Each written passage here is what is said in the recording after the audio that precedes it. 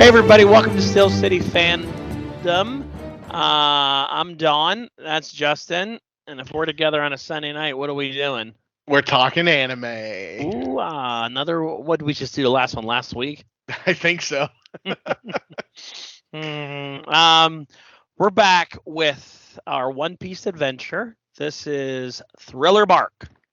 Thriller Bark is a small one, I'll give you that though. It's only 45 episodes. Well, if you include the Ice Hunter arc, it's 58, I think. Is it? Oh yeah, maybe Yeah. if you put the rest of that stuff in there, yeah. Yeah, It's a very small one. I don't even know why it's its own saga. You know what I mean? 'Cause, Yeah. like most of the sagas involve most sagas involved one really long arc, and then like some stuff around it. Except for Water 7, which had like the Water 7 arc, and then Enos Lobby. Yeah. But and like Alabasta had like the Drum Island stuff and all that. That was a long one. Yes. This one's very small. I've always thought Thriller Bark, it was like almost like a Halloween special. Yeah. Zombies and crazy creatures and Well, really, the beginning of it, they start off with that Ice Hunter stuff, which this is just like Frankie's a part of the crew. yeah. Frankie's showing off to Sunny is really all that arc was. Yeah, exactly. You get to learn some of the new features of the Sunny. Yeah, you get the you get to the bottom where the number is. It spins around and there's different things that come out each time. You get the Mini Mary. Yeah, the Mini Mary 2. You get the Nami's little thing. You get the paddle boats. You get the submarine shark. Yep, the submerge.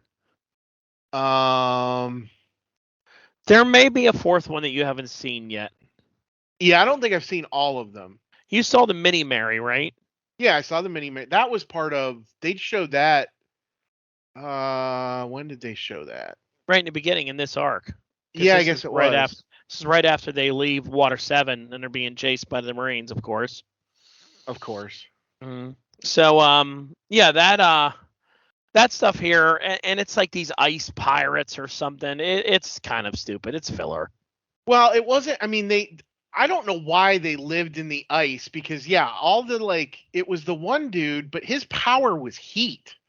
Yeah. What could he do again? He could just heat up his core temperature and melt anything he touched. Yeah. Okay. Yeah.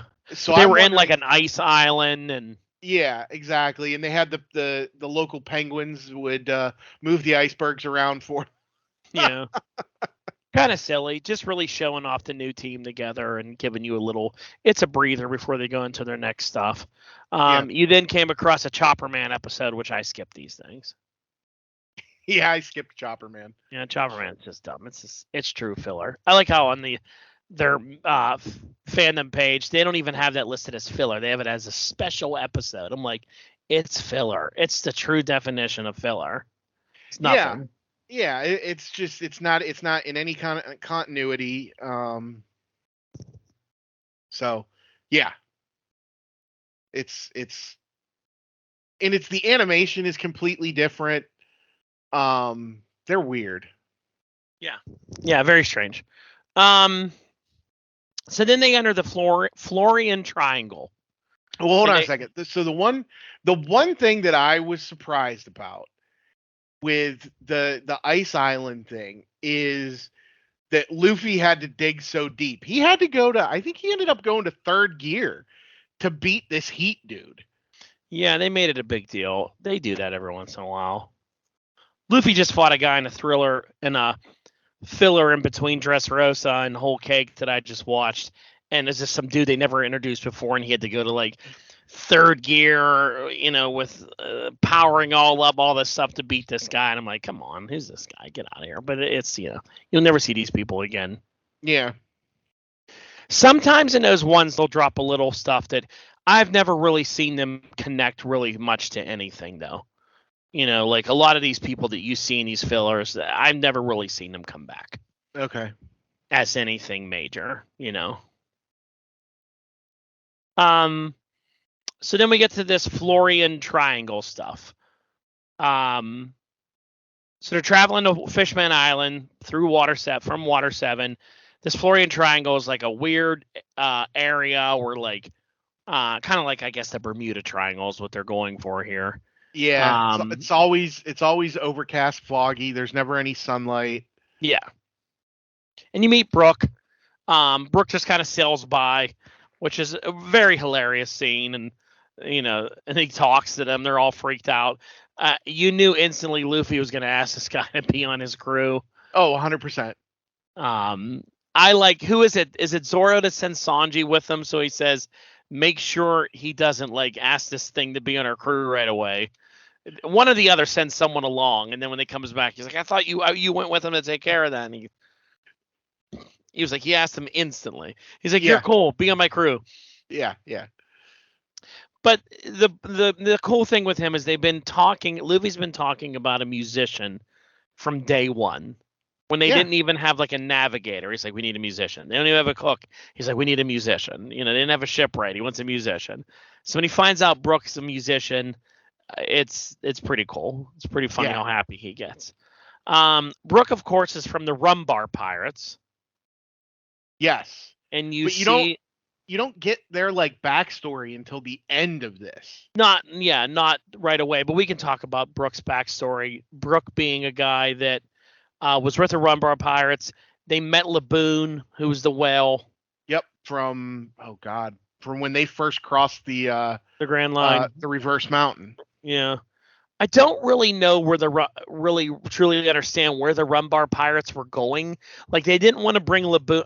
I don't understand why they didn't want to bring Laboon. They were like, well, it's too dangerous. I'm like, that whale is gigantic right now. I'm pretty sure you could use that whale. Yeah. Oh, you mean Luffy and crew? Not Luffy and crew. When Brooks with the Rum Bar Pirates, and they were like, Laboon's too small to take us on our journey. Well, yeah, because he was just a little guy then. Yeah, so they left him there in the care of that doctor. Yes. Who that doctor sailed with Gold Roger. Oh, yeah, I remember that. Okay, yeah, I remember that now. That guy's old. Yes. And he kept Laboon, who grew up to be the size of a fucking giant skyscraper. I mean, he's huge that well. Yeah, he's gigantic now.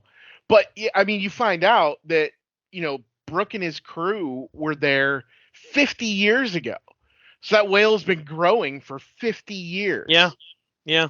Because Brooke, who ate the revive fruit. I love how the fruits have the double name, like the gum fruit, the revive. They always have to have a double name. Fruit. Yeah. Flame fruit. So when he died, they all died of that terrible disease.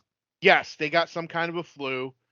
They all died from it, and then Brooks' soul, when it left him, is supposed to revive, supposed to come back to you. But it couldn't find him because of the mist and the fog and that whatever triangle they're in. So a Florian Triangle. So his body sat there for how long? I think a year. A year, until it was completely like just bone, and then it came back to him, and now he's alive. But I love when Luffy asks him, "But do you pee? Do you poop?" And he's like, "Yes, I poop." He drinks, he eats. I have no idea where it goes. Yeah, no clue. And then Brooks sat basically in that area alone for like 50 years. Well, yeah, I don't know how long he was there. I think he'd only been there alone for 5 years. Because what you find out next is he ends up on Thriller Bark. Yeah, well, I think they come across him and they steal his shadow. Yeah. And then he's like constantly attacking Thriller Bark to try to get it back. But I mean, yeah, they've been gone for 50 years, so like either his shadow couldn't find him for the longest time, or he just was alone for that long by himself. Well, I think they went to the New World and came back because they couldn't. I think they were on their way back. I don't know because if they would make it to the New World, they would have went to the end. They never made it to the end. I think right in the Florian Triangle is where they got sick. Oh, maybe it is. But 'Cause they I don't went think back. because But Brooke they went wasn't. Brooke Bros knows nothing about Fishman Island or the New okay World. This is his first time ever being there. because they went once their captain got sick. They went to another island and dropped him off, and went Mm, back out to sail with Brooke as the captain. mm, yeah, yeah. They never made it to there Hmm. because this is Brooke's first time going through all that, like going to Fishman Island and doing everything he does, Yeah, going to the yeah, New that's World. true. That's I true. mean, there's a lot of sea to sell there where they were, Yeah, and it's tough. You come across a lot of stuff. But yeah, they the Rumbar Pirates are all good guys. They played music for children. They sang a lot. They were nice people. They weren't like, an evil group or anything like that, yeah, yeah. They were good, and they were just wanted to get back to Laboon. Poor Laboon. He's been waiting for a long time, smacking his head across the wall. But it is nice when they tie that all in. You're like, oh, Brooke knows Laboon. Yeah. Laboon's his reason for being. Yeah, that part was good. Thriller Bark itself is a weird place. You find out it's a whole entire ship.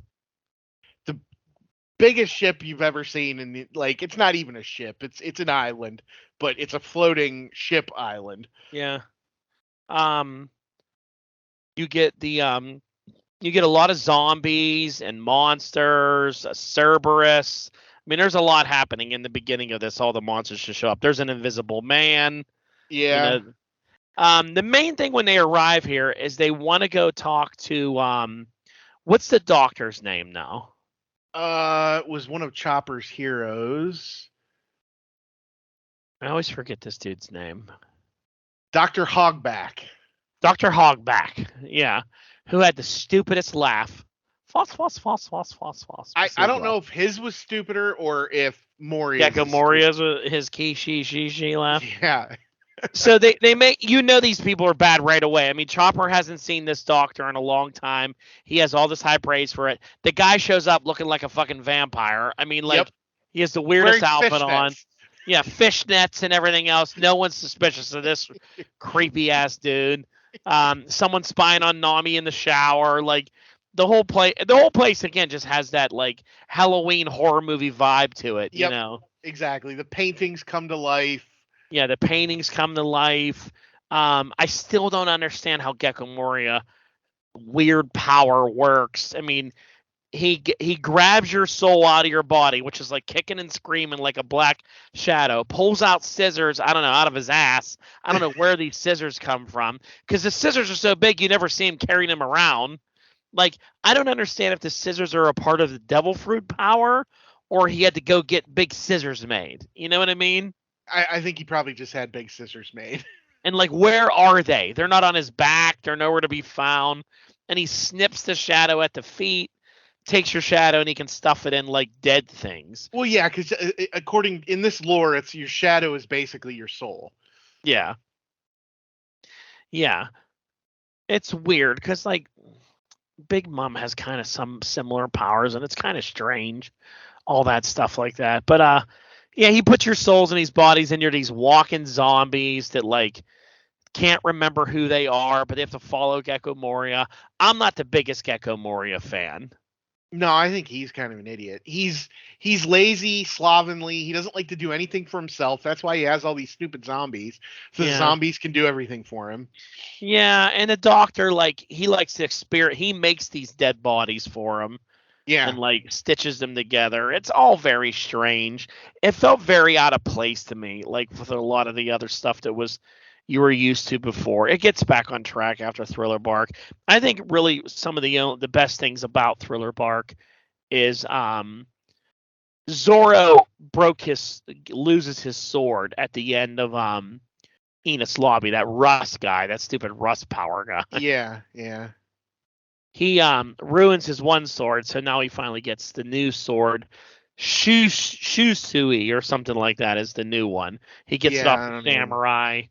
Sanji gets turned into a zombie. He loses his soul. Zoro loses his soul. Robin loses her soul. Luffy's loses it and it gets put inside ores. the big giant ice monster, the dude, all that stuff was fine. It was okay. I mean, I think like all the to me it got old fast with all the running around with all the different zombies. I'm glad it was a short saga. Yeah. Yeah, there was no reason to draw this one out. I there were a few things that I had predicted as I was watching through it. As soon as the zombie samurai guy showed up, I'm like, oh, Zoro's gonna end up with that sword. Yeah, because that looks like a sword he's gonna get. Yeah. I enjoyed the best thing about Thriller Bark, obviously, to me, is the introduction of Brook to the rest of the crew, and I like that you see that he can fight. He is a good swordsman. They call him the Whispering Swordsman, the Humming Swordsman. The Humming Swordsman. His swords technique is different from Zoro's. You'll see like a lot of the stuff he could do. I love Brook. I love the voice actor that plays Brook.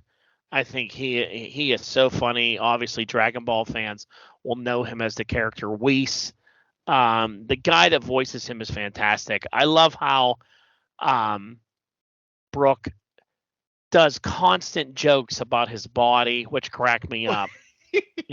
I'm gonna give my blood, sweat, and tears to the Straw Hat Pirates. That is, if I had any blood, sweat, and tears. And then he does his yo laugh, and I love the. Oh man, this guy's gonna. It'll be like he's gonna smash our burn. It's so hot out here. We're gonna burn all of our skin.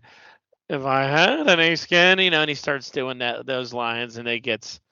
Obviously, Brook's best line though is, "Can I see your panties?" or what color are your panties? Yeah.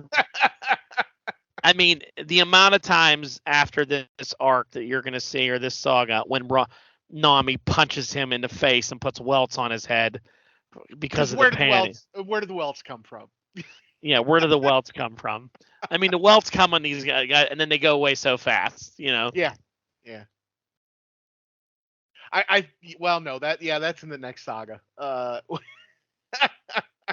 Brook asks the lady to what color her panties are, and she actually tells him, and Chopper just goes nuts. You can't do that. Yeah. Brook's a pervert.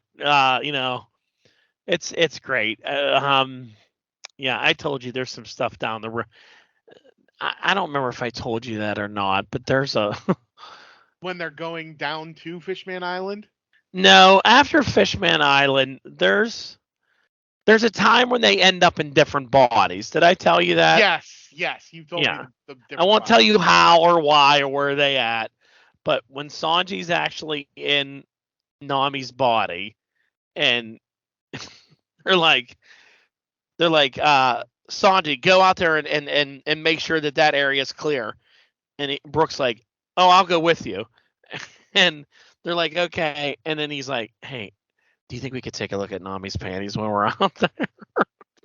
And then Sanji's like, yeah, we'll check it all out. And Nami's like, what did I just hear you two say? Because she's in Frankie's body. Oh God! Like, I'll kill both of you. They're like, don't kill your own body. But it happens so much. Like the wanting to see your panties and all that. It just kills me.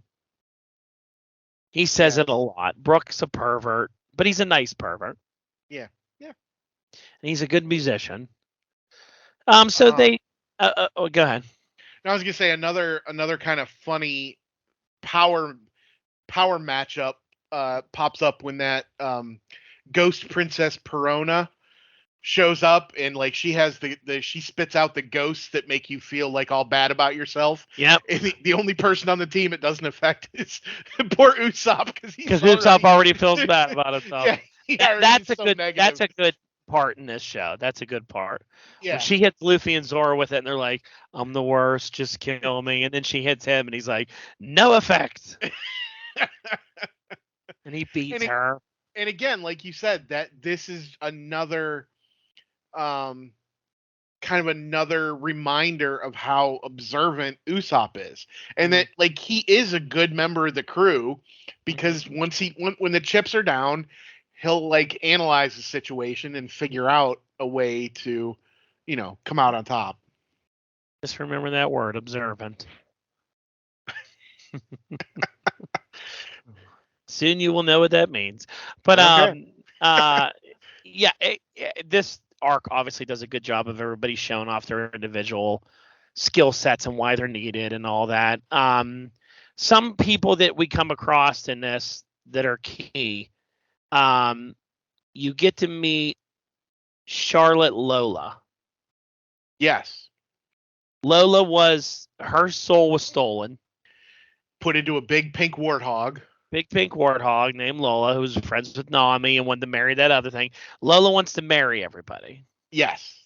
Charlotte Lola is a big part, not her in general, but she's the daughter of I think I know who she is, but she just says my mom is on the other side. Like, here's, and she gives Nami one of those little card things Fever that lets card. you lets you find them, and she's like, when you're over there, if you need anything, just look up my mom. Her mom is Charlotte Lynn. Charlotte Lynn is Big Mom. Okay. Of the Big Mom pirates, one of the emperors, one of the 4 emperors. She's a big deal. Yeah, this is your first meeting of, hey, look at my mom over there. You don't want to look up her mom. That's not a good person to go look up. But Charlotte Lynn, Big Mom, isn't called Big Mom for no reason. She has a lot of kids. So if you notice, she said that she was kind of like, she was set to marry somebody she escaped. As Charlotte Lynn kind of arranges marriages for her children to merge other pirate families. Like, she'll make you marry. Okay, I gotcha. Down the road, but she, went and did her own thing, became a pirate.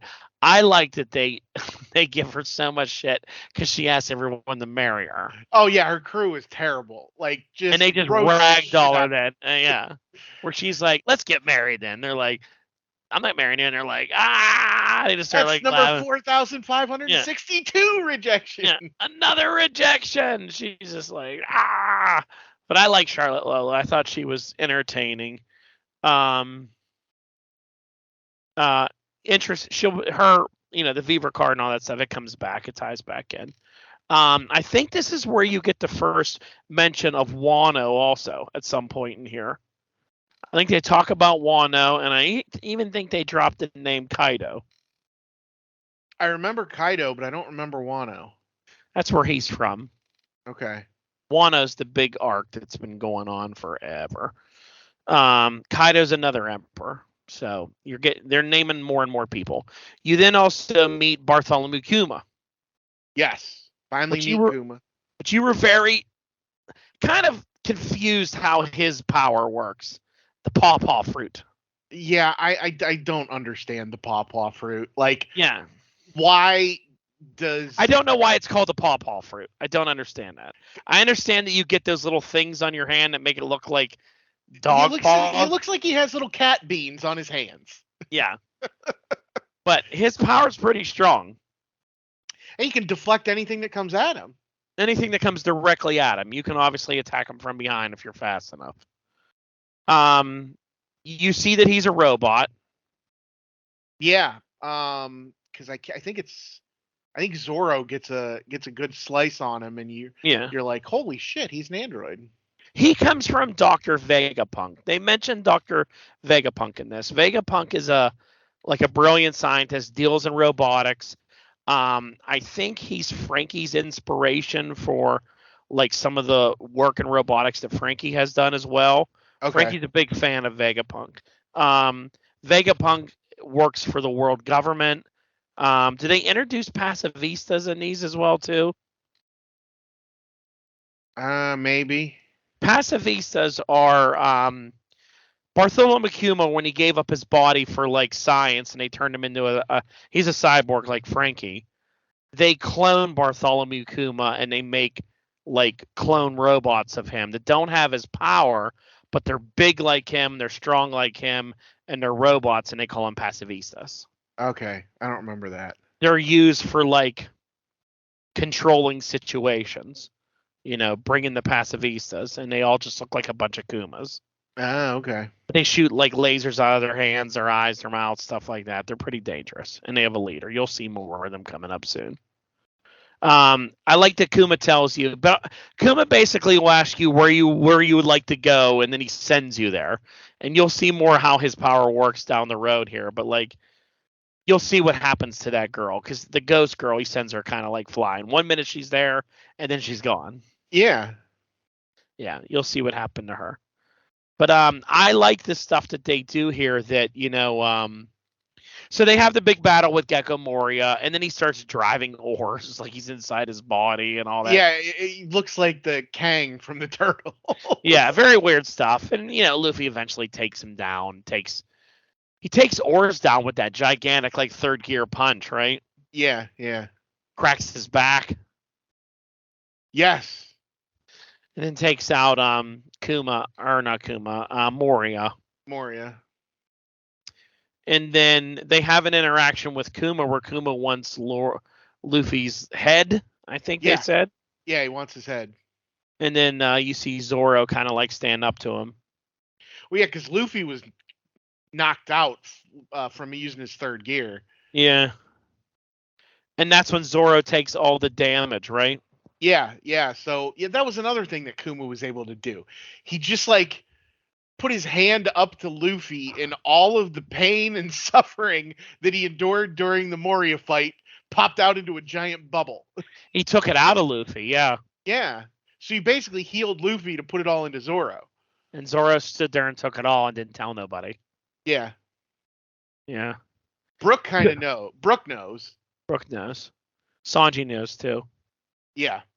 Sanji's the one that sort of tells Brook, you don't go say it. Yeah. They're very big on that. Even though Sanji and Zoro don't like each other, they're very big on this, like, don't you disrespect what he just did for us here. Like, yeah. You know what he's doing. Kuma gains a lot of respect for the Straw Hats and Zoro and everybody after this. Kind of like how they fought, what they did. Kuma's a big deal. You'll see some stuff that happens later on with him. He's a big motherfucker, though, isn't he? He is big. Him and Mori are so gigantic of people. I'm like, why are they so damn big compared to everybody else? Yeah, that's what I still don't understand, why that some people in this universe are just it's the One Piece world. Bigger. Yeah. Some people are huge, some aren't. It's kind of how it goes. I looked at I saw a cast photo, for lack of a better term, a character photo, and they had Ace standing next to Whitebeard. And Ace has got to be about what, 6 foot? Maybe a little more than 6 foot.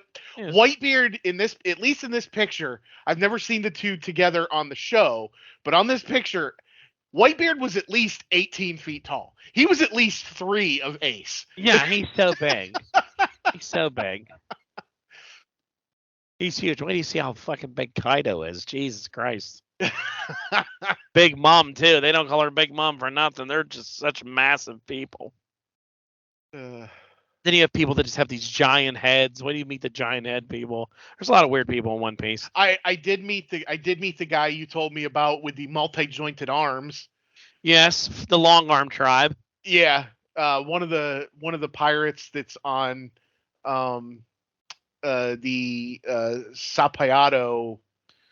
The archipelago. The archipelago. One of the pirates is a long arm person. Has that extra joint, which looks really weird. Oh, it's awkward. Mm-hmm. So this one wraps up pretty good, and you get, everybody's kind of banged up, injured. They get Brook on the team, and then they have to, end with some filler, so they go to Spa Island, which is such a stupid one, Spa Island. I barely remember anything from Spa Island because I really wasn't paying attention while it was on. Yeah, they just hang out, and you know. All I remember is Foxy was back, and that annoyed me. Oh, Foxy and his slow nonsense. But they kick his ass quick.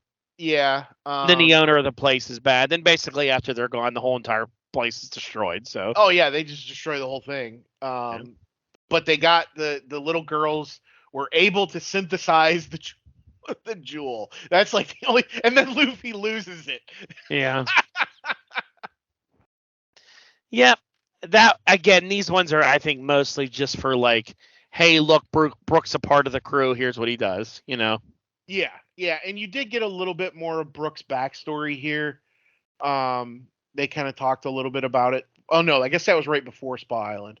Yeah. Um, Now, I don't know about you, but I thoroughly enjoyed when they're in the bar on Thriller Bark and they're all hanging out afterwards and everybody's healed and they have a feast and Brooke starts playing his song. yeah, his song is great. And then like Charlotte and her people are like, let's sing it with it. And then they kind of show you like the history of the Rum Bar Pirates and like how they Yeah. played that song and they all died while he was playing that song. That song chokes me up so much. Like it's so good, and like when he sings it and he's singing it around, they're all singing it together. It's really good. There's a couple times I wonder if it's after this, maybe it was before Spa Island. Did you see the part where Brooks like standing alone on the boat and he just starts playing this song? Yeah. And they're all like sitting quietly doing their own thing. Usopp and Luffy are Yeah. fishing. And it's Yeah. like afterwards when he realizes, like maybe he's gonna get to see Laboon again. And he's just playing it softly like a musical. Zoro's lifting weights and they all kind of stop and like Yeah. look and smile, and like I'm like, man, that gets to me. I don't know why that scene got to me, but that scene gets to me. Yeah, it's good. It's Yeah. I think Brooke is a fantastic addition to the team. He is. He's cool. I like the fact that he can fucking run on water. Yeah, because he's so light. Yeah. Yeah. Yeah. So you get Brooke, you got Frankie last time, both good, strong members. Very different team, very diverse team. It's fun. And that's it. That's it. Really, all Thriller Bark was. This is the big one for you next. Now, this is it. Summit War. This is the last of this world until you get to the new world. It's crazy stuff. Yeah, this one's big too. It's almost 140 episodes, I think. 134. You there's gonna be you texting me on some of these moments here. For like holy shit moments or what holy the hell is shit going moments. Lots of holy shit moments. Lots of are you fucking kidding me moments. Lots of what are they doing? I mean, there's a lot, This isn't going to be what you expect it to be. Let's just say it like that. Okay. Yeah. It's insane. Alrighty. But there you go. Stick around. Summit War will be the next one. I don't think it's going to be a week away. He's going to need some time on this one, but he is doing record times. But I think I'm going to delay you a little bit on this one. I got my date marked. I started it on the 10th. So Summit War. Yeah. Oh, 4 days ago, really? Yeah, but I watched like one episode on the 10th, and then I didn't watch any on Thursday or Friday. I watched a couple episodes Saturday and like one or two episodes today. Summit War only took me 26 days. Oof. All right. That's a good number for me. So how many days did Thriller Bark take you? 7. Took me 10. Okay. You've beat me at every single one. So Summit War, I don't know. I'm off to a good start because you're already on day 4. 26 days for that one. So, yeah, there you go. All right. I'm not on call this week, so maybe it'll be. Maybe this time next Sunday we'll be like, Summit War. Summit War's done. I mean, like, oh God, how's it done? But you never know. So there you go. Stay on the journey. You're getting there. We did have another member of our team, Brock, listen to. He watched one episode of One Piece and he absolutely hated it. Yeah, he does not like Luffy's voice acting. But here's the thing with that. There's no way he is ever going to like it. Like, here's the thing with Brock. If you would have said, hey, I got this show that I started watching and I didn't watch anime at all and didn't like it at all. If you were like, you should watch this and he watched it, he would like it. You'd give it a chance. Brock hates everything I like. That's just kind of how they were all those two. You like I could talk shit on them because they'll never listen to this. This is true. They won't know it's here. There's no way of like it. And then it'll just make fun of it. I'd rather them not watch it. Because either one of them would never really like it or ever really give it a chance. So that's why it's better to be like, yeah, don't even bother. Don't even bother watching it. It's not made for you. I think it's fantastic. I'm still enjoying it. Even in the new world, I'm still enjoying it. It's going well. So it's a really well written show. It's a well written show, but like I haven't seen anything in a long time that world builds like One Piece does. Yeah. I mean, well, they've had how many, like 25 years almost now to do this kind of world building. This show has been on since 99. Yeah, and I don't understand like why a lot of shows just end. I don't know if like people get tired of the show and it just ends, and why this one like can has the longevity that it has, which has enabled them to do this world building. But I mean, you know, just like stuff like that, you meet a lady that's a zombie in this, and her name's Charlotte Lola, and you're like, oh, my mom's on the other side. Her mom's part of a massive story. You know, like, how did they know that back then, that like they were going to keep it was going to keep even going? You know, like that's what I mean. They set seeds for stuff that's like going to be well down the road. I mean, they mentioned Kaido to you. I'm not even at Kaido. Like, wow. There's talk about Kaido and all that, but I'm not at Kaido. I got to wow before I get to Kaido. You know, like that's just I just don't know many things like it that do what it does like this, you know? Yeah. To do the level of world building that they do and the patience with it, I don't know a lot to do it. It's pretty crazy. It is. It definitely is. It's an insane show like that. You know, you think you're done with something, and now we're going to bring it right back on you. So they're not like the MCU that kills off all their villains so you can't use them again. Yeah. So yeah, there you go. We'll be back with Summit War here in a few weeks or so, or 3 days. Who knows? Okay. Like, share, subscribe, all that other stuff, and we'll talk.